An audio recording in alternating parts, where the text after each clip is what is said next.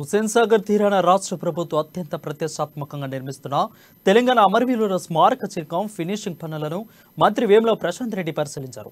నిర్మాణ ప్రాంగణమంతా కలితిరిగారు. మెట్రోపాలిటికల్ కమిషనర్ అరవింద్ కుమార్ కు నిర్మాణ ప్రాంగణం వెలుపల గల రోడ్డు, ఫుట్పాత్, పలు సుందరీకరణ అంశాలపై పలు సూచనలు చేశారు.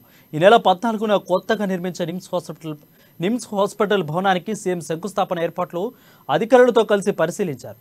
ప్రాంగణమంతా కలితిరిగారు. అధికారులకు పలు సూచనలు చేశారు.